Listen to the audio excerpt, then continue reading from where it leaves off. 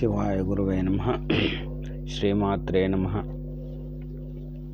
ದಿವ್ಯ ಮಹಾತ್ಮ್ಯ ಪೀಠಿಕಾಧ್ಯಾಯದ 9ನೇ ಪದ್ಯ.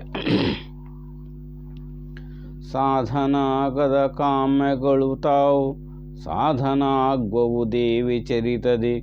ವಾದಿಗಳು ಮುಖಭಂಜನಾಹರು ಶತ್ರುನಾಶಹರು. ಕಾದು ಇರ್ಪಳು ದೇವಿ ನಿತ್ಯದಿ ಓದುತಿಹ ನೀ ಚರಿತವವನ. ಸಹೋದರರ ಸಂಪತ್ತು ಸಹಿತಲಿ ರಕ್ಷಿಪಳು ಬಿಡದೆ. ಈ ದೇವಿ ಮಹಾತ್ಮೆಯನ್ನು ಓದಿದರೆ ಏನಾಗುತ್ತೆ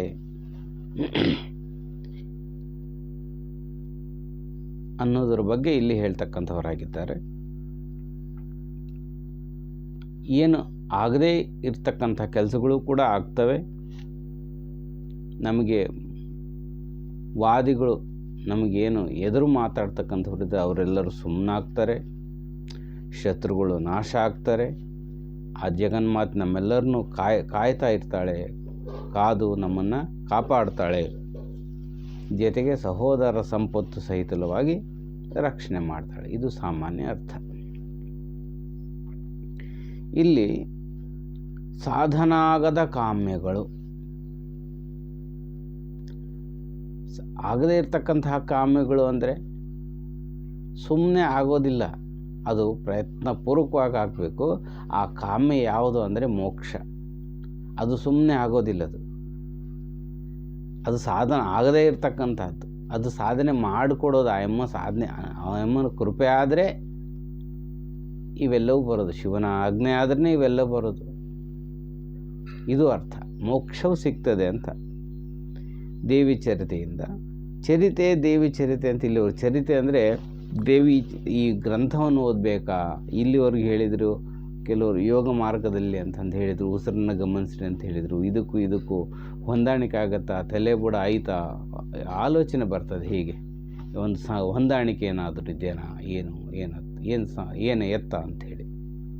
ಇದು ಹೇಗೆ ಅಂದರೆ ಆ ಒಂದು ಸೂಕ್ಷ್ಮವಾಗಿರ್ತಕ್ಕಂಥ ಆ ಒಂದು ಚೈತನ್ಯ, ಆ ಶಕ್ತಿ, ಆ ಜಗನ್ಮಾತೆ ಹೇಗೆ ಸ್ಥೂಲಕ್ಕೆ ಇಳಿದ್ಲೋ ಅಂದರೆ ಸೂಕ್ಷ್ಮವಾಗಿರ್ತಕ್ಕಂಥದ್ದು ಆಕಾಶ ರೂಪವಾಗಿ, ಆಕಾಶದಿಂದ ವಾಯುವಾಗಿ, ವಾಯುವಿಂದ ಅಗ್ನಿಯಾಗಿ, ಅಗ್ನಿಯಿಂದ ಜಲವಾಗಿ, ಅಗ್ನಿಯಿಂದ ಜಲವಾಗಿ, ಜಲದಿಂದ ಪೃಥ್ವಿ, ಹೀಗೆ ಘನೀಭವಿಸ್ತು. ಹೀಗೆ ಸಾಧನಾ ಮಾರ್ಗಗಳು ಕೂಡ ಹೀಗೆ ಇರ್ತವೆ. ಎಲ್ಲವೂ ಒಂದೇ ರೀತಿ ಇರೋದಿಲ್ಲ ಅಂತ.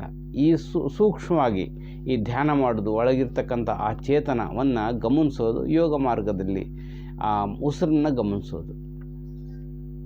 ಅದಕ್ಕೆ ಮಂತ್ರಗಳು, ಅವನೇ ನೀನಿದ್ದೀಯ, ಸೋಹಂ ಸಹ ಅಹಂ, ಅವನೇ ನೀನು ಅಂತ ಮಂತ್ರ ಕೊಡೋದು ಅದಕ್ಕೇ. ಆ ಒಂದು ಮಂತ್ರವನ್ನು ಅದು ಆ ರೀತಿಯಲ್ಲಿ ಸ್ಮರಣೆ ಮಾಡೋದು. ಈ ದೇಹದ ಒಟ್ಟಿಗೆ ಇದ್ದು ದೇಹದ ಒಳಗೆ ಹೊರಗು ಎಲ್ಲ ಕಡೆಗೆ ಇರ್ತಕ್ಕಂಥ ಆ ಚೈತನ್ಯವನ್ನು ಸ್ಮರಣೆ ಮಾಡೋದು. ಹೀಗೆ ಭಾವನೆ, ಆ ಉಸಿರಿನ ಮೂಲಕ ಭಾವನೆ ಮಾಡೋದು. ಒಂದು ಚರಿತೆ ಸ್ಮರಿಸೋದು. ಆದರೆ ಇನ್ನೊಂದು ರೀತಿಯಲ್ಲಿ ಹೇಗಾಗತ್ತೆ ಅಂದರೆ, ಹೇಗೆ ಸೂಕ್ಷ್ಮದ್ದು ಹೇಗೆ ಸ್ಥೂಲಕ್ಕೆ ಹೇಗೆ ಬಂತೋ ಭೂಮಿಯ ಘನಪದಾರ್ಥ, ಹಾಗೆ ಈ ಒಂದೊಂದು ಮಂತ್ರ ಅದು ಕೂಡ ಕಷ್ಟ ಆಗುತ್ತೆ ನನಗೆ. ಈ ಉಸಿರನ್ನ ಗಮನಿಸೋದು ಕೂಡ ಕಷ್ಟ ಆಗುತ್ತೆ. ಅನೇಕ ಸಾರಿ ಕೆಲವ್ರಿಗೆ ಸುಲಭ, ಕೆಲವ್ರಿಗೆ ಬಹಳ ಕಷ್ಟ ಆಗುತ್ತೆ. ಉಸಿರ ಮೇಲೆ ಮನಸ್ಸು ನಿಲ್ಲೋದೇ ಇಲ್ಲ, ಓಡೋಗ್ಬಿಡ್ತದೆ. ಅವಾಗ ಏನು ಮಾಡಬೇಕು? ಇನ್ನೂ ಸ್ವಲ್ಪ ಕೆಳಗಿಳಿಬೇಕು. ಈಗ ಬೆಂಕಿನ ಹಿಡಿಯೋಕ್ಕಾಗಲ್ಲ, ನೀರು ಹಿಡಿಬೋದು, ಬೆಂಕಿನ ಹಿಡಿಯೋಕ್ಕಾಗಲ್ಲ. ಅದಕ್ಕಿಂತ ಇನ್ನೂ ಸೂಕ್ಷ್ಮ ಅಂದರೆ ಮಣ್ಣು ಹಿಡಿಬೋದು. ಭೂಮಿ ಯಾಕೆ ಕೈ ಹಿಡ್ತಕ್ಕೆ ಸಿಗ್ತಾ, ಸೂಕ್ಷ್ಮ ಇದ್ದದ್ದು ಸ್ಥೂಲ ಆಗ್ತಾಯಿದೆ. ಹಾಗೆ ಈ ಸೂಕ್ಷ್ಮವಾಗಿ ಉಸಿರನ್ನ ಗಮನಿಸೋಕೆ ಕೂಡ ನಮಗೆ ಕಷ್ಟ ಇದೆ ಅನ್ನೋರು ಏನು ಮಾಡಬೇಕು ಅಂದರೆ ನಾಮ ಜಪವನ್ನು ಮಾಡಬೇಕು ಅಂತ. ಅದಕ್ಕೆ ಹೆಂಗೆ ಅಂದರೆ, ಈಗ ನಾನು ನಿಮಗೊಂದು ಹೇಳ್ತೇನೆ. ಸೇಬೆ ಹಣ್ಣು, ಈಗ ನಿಮ್ಮ ಕಲ್ಪನೆ ಏನು ಬಂತು? ಒಂದು ದುಂಡನೆಯ ಒಂದು ಆಕಾರ ಇರ್ತಕ್ಕಂಥ ಸೇಬು ಬಂತು. ಟೊಮೊಟೊ, ಹೀಗೆ ಆಲೋಚನೆ, ಆ ಆಕಾರ ಬದಲೇ ಆಯಿತು. ಶಬ್ದ ಹೆಂಗೆ ಬದಲೇ ಆಯಿತು, ಆಕಾರ ಬದಲೇ ಆಯಿತು.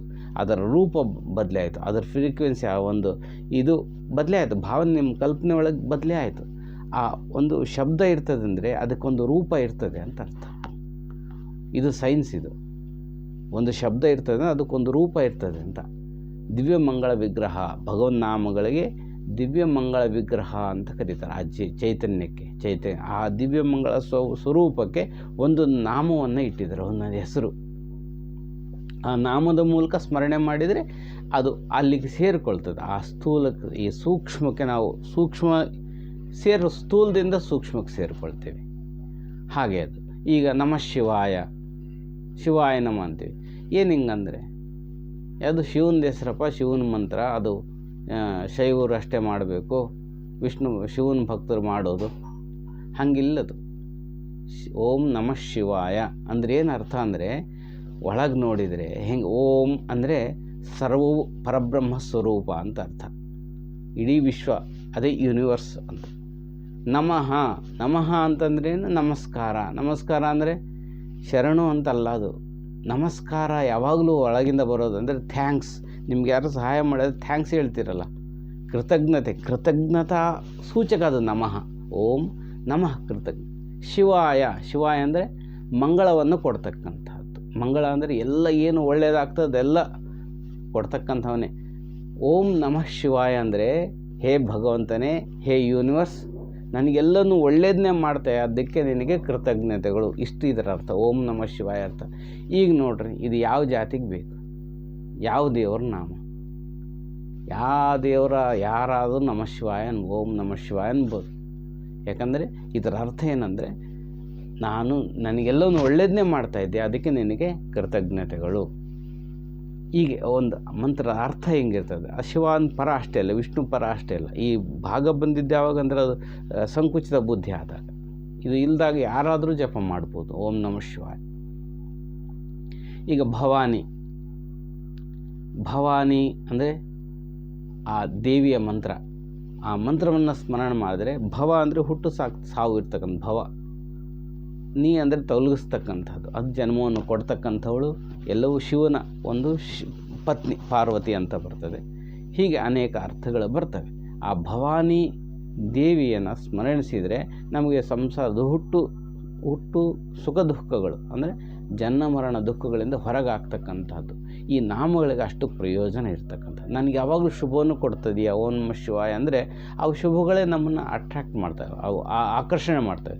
ಹೀಗೆ ನಾರಾಯಣ, ನಾರಾಯಣ ಅಂದರೆ ನಾರ ಅಂದರೆ ಈ ಜೀವಿಗಳು ಅಂತ, ಆಯಣ ಅಂದರೆ ಆಶ್ರಯ, ಎಲ್ಲ ಸಕಲ ಜೀವಿಗಳು ಆಶ್ರಯ ಇರ್ತಕ್ಕಂಥ ಭಗವಂತನೇ ನಿನಗೆ ನಮಸ್ಕಾರ, ನಾರಾಯಣಾಯ ನಮಃ. ಇದಾದರೂ ಎಲ್ಲ ಜೀವನ ನಮ್ಮನ್ನು ರಕ್ಷಣೆ ಮಾಡ್ತಕ್ಕಂಥವನು ಆಧಾರವಾಗಿರ್ತಾನೆ, ನಿಮಗೆ ನಮಸ್ಕಾರ ಅಂದರೆ ಇದು ಯಾವ ದೇವರಿಗೆ ಸಂಬಂಧಿಸಿರುತ್ತೆ? ವಿಷ್ಣುವಿಗ, ಶಿವನಿಗ, ಅಲ್ಲಾಗ, ಯೇಸು ಕ್ರಿಸ್ತನಿಗ? ಎಲ್ಲ ಒಂದೇ. ಪ್ರತಿಯೊಬ್ಬರು ಈ ನಾಮಗಳನ್ನು ಈ ಜಾತಿ ಭೇದ ಮಾಡಿರೋದು ಈ ಸಂಕುಚಿತ ಭಾವದಿಂದ ಬಂದಿದ್ದ ವಿನಃ ಬೇರೆ ಯಾವುದೂ ಇಲ್ಲ. ಹೀಗೆ ಸರ್ವ ಈ ಸ್ಥೂಲ, ಹೀಗೆ ಆ ಸೂಕ್ಷ್ಮ ಇದ್ದು ಉಸಿರು ಗಮನಿಸುವಾಗ ಅಲ್ಲಿ ನಾಮರೂಪಗಳಿಲ್ಲ, ಆ ಪರಬ್ರಹ್ಮ.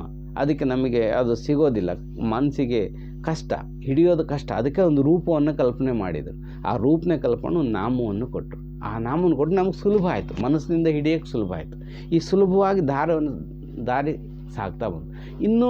ಇನ್ನೂ ಬೇಕು, ಇನ್ನೂ ಕಷ್ಟ ಅಂದರೆ ಒಂದು ಗ್ರಂಥ ಮಾಡಿದರು, ಒಂದು ಗ್ರಂಥ. ಇದು ಅಮ್ಮನ ಒಂದು ಭಗವದ್ಗೀತೆ, ಒಂದು ದೇವಿ ಪುರಾಣ, ಒಂದು ಮಹಾತ್ಮೆ. ಅದನ್ನು ಓದಿದರೆ ಯಾಕಂದ್ರೆ ನಾವು ಅಷ್ಟು ಸೂಕ್ಷ್ಮಕ್ಕೆ ಹಿಡಿಲಿಕ್ಕೆ ಸಾಧ್ಯ ಆಗ್ತಾಯಿಲ್ಲ. ಹಾಗಾಗಿ ಅಮ್ಮ ಏನಾದರೂ ಗ್ರಂಥದ ರೂಪದಲ್ಲಿ ಈಗ ಬಂದಿದ್ದಾಳೆ ಅಂತ ಅರ್ಥ. ಈ ರೂಪದಲ್ಲಿ ಸ್ತುತಿ ಮಾಡಿದರೂ ಅದು ಎರಡೂ ಒಂದೇ ಕನೆಕ್ಷನ್. ಯಾಕಂದರೆ ನಾವು ಆ ಉಸಿರು ಗಮನಿಸಿದರೆ ಅದಕ್ಕೂ ಸಂಬಂಧ ಹೆಂಗಾಗ್ತದೆ ಅನ್ನೋದಕ್ಕೆ ಇಷ್ಟು ಕಥೆ ಹೇಳಬೇಕಾಯ್ತು. ಹೀಗೆ ಸೂಕ್ಷ್ಮದಿಂದ ಸ್ಥೂಲಕ್ಕೆ ಬಂದಿದೆ. ಈ ಗ್ರಂಥವು ಕೂಡ ಆ ಜಗನ್ಮಾತೆಯೇ ಅಂತ ಭಾವನೆ ಮಾಡಿಕೊಳ್ಬೇಕು. ಹೀಗೆ ಯಾರು ಭಾವನೆ ಮಾಡಿಕೊಂಡು ಯಾರು ಸ್ತುತಿ ಮಾಡ್ತಾರೋ ಅವ್ರಿಗೆ ಏನಾಗುತ್ತೆ ಅಂದರೆ ವಾದಿಗಳು ಮುಖಭಂಜನಾಹರು, ಅಂದರೆ ನಿಮಗೆ ವಾದಿಗಳು ಮುಖಭಂಜ ಆಗುತ್ತೆ. ಅವರೆಲ್ಲ ವಿರೋಧ, ಅವ್ರು ನಿಮ್ಮ ಕಡೆಯಿಂದ ಭಾಳ ಗೆಲ್ಲಲ್ಪಡ್ತೀರಿ ಅಂತ ಅಲ್ಲ ಅರ್ಥ. ನಿಮ್ಮ ಎದುರಿಗೆ ಯಾರು ವಾದ ಮಾಡೋದಿಲ್ಲ ಅಂತ ಅರ್ಥ. ಶತ್ರು ನಾಶಹರು ಅಂದರೆ ಶತ್ರುಗಳು ನಾಶಕರಂದರೆ ಇರೋ ಶತ್ರುಗಳು ಯಾರು ನಾಶ ಆಗೋದಿಲ್ಲ, ಅವ್ರು ನಿಮಗೆ ಮಿತ್ರ ಆಗಿಬಿಡ್ತಾರೆ ಅಂತ ಅರ್ಥ, ಫ್ರೆಂಡ್ಸ್ ಆಗಿಬಿಡ್ತಾರೆ ಅಂತ.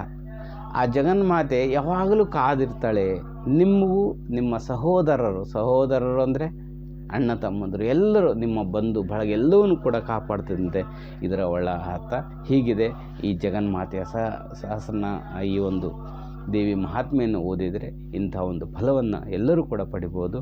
ಈ ಒಂದು ನಿಮಗೆ ಇದನ್ನು ಒಂದು ಸ್ವಲ್ಪ ಅರ್ಥ ಮಾಡಿಕೊಂಡು ಸಂತೋಷ ಈ ಒಂದು ಭಾವನೆಯಲ್ಲಿ ನಾವು ಮಾಡಿದರೆ ನಮಗೆ ಆ ಒಂದು ದೈವತ್ವವನ್ನು ಪಡೀಲಿಕ್ಕೆ ಸುಲಭ ಸಾಧ್ಯ ಆಗ್ತದೆ.